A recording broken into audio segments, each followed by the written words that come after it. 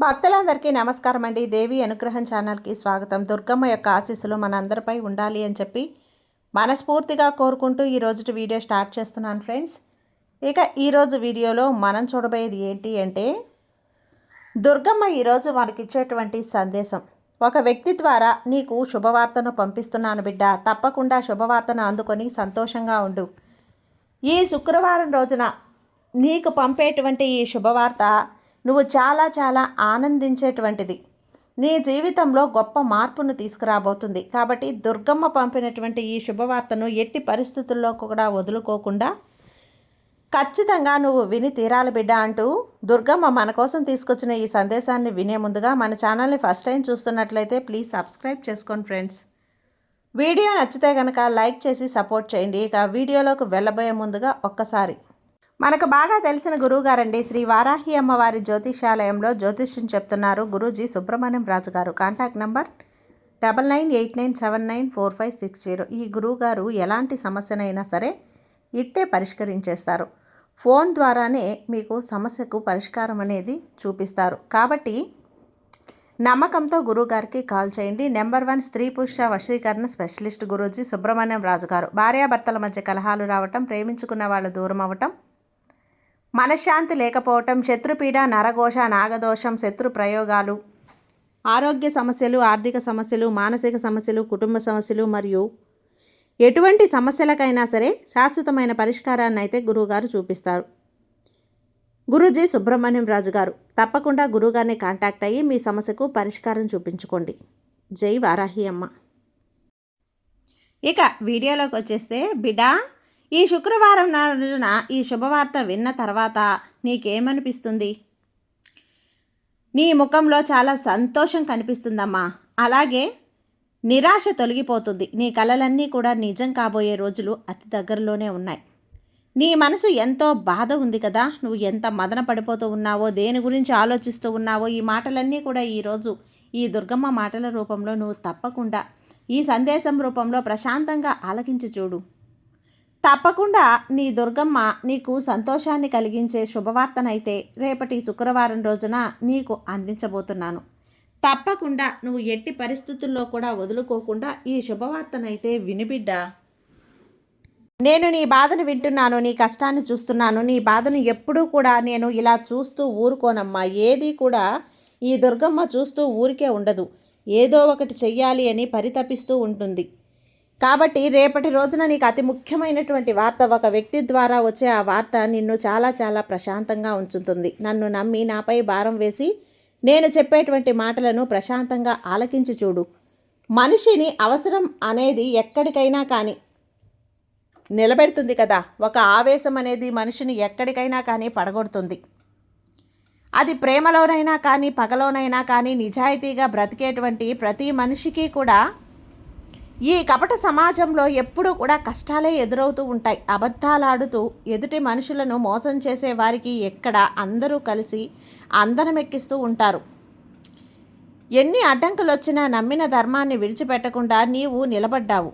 కాబట్టి నీవు నిజమైనటువంటి గొప్ప విజేతవు. చూడు, ప్రతిరోజు కూడా ఒంటరిగా కూర్చొని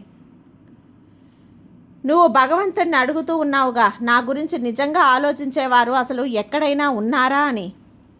దుర్గమ్మ, ఎప్పుడు నా బాధను తీరుస్తావు అని నేను ఈ విధంగా చెప్తున్నాను బిడ్డ. నిన్ను ఈరోజు వెతికే వాళ్ళు కాకపోయినా నిన్ను బాధ అంటే నిన్ను బాధ పెడుతూ నువ్వు మౌనంగా ఉంటే చూస్తూ నిన్ను ఎప్పటికప్పుడు ఏ ఆటంకాలు ఎదురవుతాయో ఎప్పుడు కూడా నువ్వు బాధపడితే చూస్తూ ఉందామా అని చెప్పి చాలామంది నీ గురించి ఆలోచించే వాళ్ళు నిజంగానే ఉన్నారమ్మా. నువ్వు ఎంత మంచిగా ఉన్నప్పటికీ కూడా వారు నిన్ను ఏదో ఒక విధంగా దూషిస్తూనే ఉంటున్నారు. నిన్ను దూరం చెయ్యాలని చెప్పి అడిగేటువంటి నీతో ఒక విధంగా వాగ్వాదానికి దిగాలని చెప్పి ప్రయత్నాలు మొదలు పెడుతున్నారు. మరి అలాంటి వారందరూ పతనం చూడాలని నిరీక్షిస్తూ ఆలోచిస్తూ నువ్వు ఉంటున్నావు. నీ గురించి ఆలోచించే వాళ్ళు లేకపోతే చాలామందే ఉన్నారు. కాబట్టి నువ్వు వాళ్ళందరి గురించి ఆలోచిస్తూ నీ సమయం వృధా అయిపోతూ నిన్ను ఎవరూ కూడా ఎందుకు అర్థం చేసుకోవటం లేదని చెప్పి బాధపడుతూ ఉన్నావు. ఎవరి గురించి అయితే నువ్వు ఎందుకు ముందు నీ గురించి నువ్వు అర్థం చేసుకునే ప్రయత్నం అయితే చేయి. ప్రతి ఒక్కరి కథ నీ కథను చదవరు, కానీ నిజంగా నిన్ను నువ్వు మాత్రం చదువుకోవచ్చు. కాబట్టి నీ మనసును నువ్వు ముందు అర్థం చేసుకో. ప్రతి భావాన్ని కూడా అందరికీ కూడా నువ్వు మాటల్లో చెప్పనవసరం లేదు. నీ కలల గురించి అందరికీ చెప్పుకోవాల్సిన అవసరం అంతకంటే లేదు. నీ మాటలతో కాదు, నీ విజయాలతో అందరికీ సమాధానం చెప్పాలి. నువ్వు జనం మధ్యలో కూర్చుంటూ అలా అందరినీ ఒక్కసారి పరీక్షిస్తూ ఉండు. అది నీకే మంచిది. ప్రతి విషయానికి అవును నాకు అవసరం లేదు, అవసరం ఎప్పుడూ కూడా అందరినీ అందుబాటులో ఉండనవసరం అంతకన్నా లేదు. ఆకర్షణీయంగా బలంగా నువ్వు కనిపించాలంటే ఇతరులను మార్చేటువంటి ప్రయత్నం కూడా చేయనవసరం లేదు. నీ మనసును, నీ ఆలోచనలను ముందు బలపరుచుకునేటువంటి ప్రయత్నం చేయి. నీ విలువ తగ్గించుకునేటువంటి చోటుకు నువ్వు ఎందుకు వెళ్ళాలి? కాబట్టి విలువను నువ్వే తగ్గించుకోవటం మానేయి. ముందు నీ విలువ నువ్వు పెంచుకో. నీ నుండి నువ్వు దూరంగా వెళ్ళిపో. అయితే ఎక్కడా కూడా నువ్వు గమనించి ఉండవేమో, కానీ ఎవరైతే నీ విలువను నిన్ను తక్కువ చేసి చూస్తున్నారో, నిన్ను పదే పదే బాధ పెడుతూ ఉన్నారో, అటువంటి మనుషుల మధ్య నువ్వు అసలు నిలబడటం లేదు. కాబట్టి వారి నుండి నువ్వు దూరంగా పారిపో బిడ్డ, పారిపో. నువ్వు గౌరవాన్ని పొందాలంటే ముందుగా నిన్ను నువ్వు గౌరవించడం నేర్చుకో. తర్వాతే మిగతా వారి గురించి నువ్వు గౌరవ ప్రతిష్టలు నీకు వస్తాయి. నువ్వు అందరికీ నచ్చనవసరం లేదు, ఏదీ లేదు తల్లి. కానీ నిన్ను నువ్వు కోల్పోకుండా మాత్రం చూసుకునే బాధ్యత నీదే. ఎందుకంటే ఈ ప్రపంచంలో నీలా ఇంకొకరు లేరు కదా. కాబట్టి నిశ్శబ్దం, నీ బలం, నీ విలువ ఇవన్నీ కూడా కేవలం నీకే చెందుతాయి. జాగ్రత్తగా ఉండమ్మా. మన జేబులో డబ్బు ఉన్నప్పుడో, మన దగ్గర ఏదైనా కానీ నీ పని నువ్వు చేస్తూ ఉన్నప్పుడో నువ్వు ప్రాణమని అంటారు. నువ్వే నా ప్రాణం అంటారు. నువ్వే నా దేవత, దేవుడు అంటారు. నువ్వు తప్ప ఈ లోకంలో మరెక్కడో నాకు సహాయం చేసేవాళ్ళు లేరు అంటారు. కాబట్టి నువ్వు జాగ్రత్తగా అటువంటి వారితో జాగ్రత్తగా ఉండాలి. మరి కష్టం రాగానే కనీసం నీ ముఖం కూడా చూడరు. చీకటి పడితే మన నీడ కూడా మనల్ని దూరమై వెళ్ళిపోతుంది కదా. మరి స్వార్థంతో నిండినటువంటి మనుషులు ఎంత చెప్పు. అలాంటి వారి గురించి ఎందుకు నువ్వు అతిగా ఆలోచించాలి? శ్రీరాముడంతటి వాడికే హనుమంతుల వారితో అవసరం వచ్చింది. మరి మానవులు మాత్రం మనం ఎంత చెప్పు. నీకు ఎప్పుడు కూడా ఏదో ఒక ధ్యాస, లేదంటే ఏం జరుగుతుందో, ఎవరు కూడా నన్ను పట్టించుకోవటం లేదు, లోకం నా గురించి అర్థం చేసుకోవటం లేదు, వారు ఏమనుకుంటున్నారో, వీరేమనుకుంటున్నారో, నిద్ర లేచింది మొదలు ఇవే ఆలోచనలు నీ మెదడులో ఉంటే ఇక నీ కుటుంబంలో ఉన్నటువంటి వ్యక్తులకు నువ్వు ఎప్పుడు పట్టించుకుంటావు చెప్పు? నువ్వు ఎప్పుడు చేయవలసిన బాధ్యతలను వాళ్ళకి చేస్తావు? ఇవన్నీ పక్కన పెట్టేసి ఎప్పుడు కూడా లేనిపోని ఆలోచనలతో ఎప్పుడు కూడా నువ్వు ఈ మధ్య ఎక్కువగా సమయాన్ని వృధా చేసుకుంటూ ఉన్నావు. అది నాకు బాగా తెలుసు తల్లి. ఏమాత్రం కూడా నచ్చడం లేదు నాకు. ఎవరి అవసరం చెప్పలేరు చెప్పు. నాకు అవసరం లేదా రాదా అనుకొని విర్రవీగేవారు సైతం వారికి కాలం అనేది శక్తివంతంగా రూపురేఖలనేవి పూర్తిగా మార్చేస్తుంది.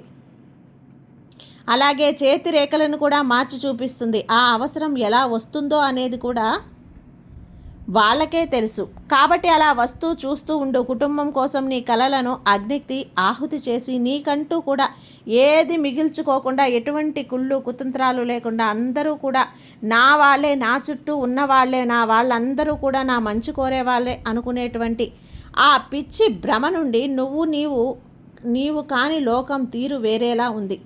అలా భ్రమపడిపోతూ ఉన్నావు. కాబట్టి జాగ్రత్తగా మసులుకో. ఈ లోకం నిన్ను చూసి చాలా అంటే చాలా నవ్వుకునేలా, కాకులంటే ఆ నిన్ను చూసి ఆహా వీరిలా బ్రతకాలి అని చెప్పి అనుకునే స్థాయికి నువ్వు నిరూపించుకోవాలి. నీ త్యాగం పునాది వల్లే ఎప్పుడు కూడా శాశ్వతంగా వాళ్ళు మర్చిపోయినా కానీ భగవంతుడు మర్చిపోకుండా నిన్ను నిలబెట్టేలా చేస్తాడు. నీకు జాగ్రత్త. నీవు సంబంధించినటువంటి ప్రతి విజయాన్ని ఎవరితో కూడా పంచుకోనవసరం లేదు. అలాగే నీ చుట్టూ ఉన్న వాళ్ళందరూ నిన్ను మోసం చేస్తున్నారు. నీ శ్రేయోభిలాషులు ఇలా ఎవరైనా కానీ వారు ఉన్నప్పుడు నువ్వు వారి గురించి ఎప్పుడూ కూడా ఆలోచించుకోకు. వాళ్ళ గురించి తెలుసుకున్నావు, వారి నుండి నువ్వు నేర్చుకున్నావు అనేది మాత్రం ఆలోచించుకో. కేవలం నీ సంతోషం గురించి నువ్వు మాత్రమే చూసుకో తల్లి. కాబట్టి ఊహ తెలిసినప్పటి నుంచి జీవితంలో ప్రతి దశలో కుటుంబమే అన్నీ అని చెప్పి అంటే అన్ని విలువలను కూడా మనస్ఫూర్తిగా నమ్మి ఎన్నో కలలను పక్కన పెట్టేసి కష్టమైనా కానీ కొన్ని నేర్చుకో. ఇష్టమైన వాటిని మర్చిపోయి భారమైనా కానీ చాలా వరకు సమస్యలను కష్టాలను భరించి నువ్వు చేస్తున్నటువంటి పనిని సైతం పక్కన పెట్టేసేయి. అవసరమైతే వదిలేసి నిన్ను నువ్వు చాలా అంటే చాలా వరకు కూడా చాలా బంధాల కోసం చాలా ఎక్కువగా ప్రేమను కూడా పంచావు, అందరికీ గౌరవాన్ని పంచావు, అందరినీ ఆదరించి జీవించావు. కానీ ఊహించని విధంగా నీ వెనక నుండి నిన్ను నిలబెట్టడం కోసం కుటుంబం నీకు ఆదర్శంగా తోడుగా ఉండవలసినటువంటి బంధాలు చాలా అంటే చాలా సందర్భాలలో నీకు వెన్నుపోటు పొడుస్తూ ఉన్నాయి. మరి అటువంటి బంధాలు నీకు అవసరమా? నువ్వు ముఖ్యమైనటువంటి నిర్ణయాలు నీ ప్రమేయం నీ అభిప్రాయంలో తీసుకో.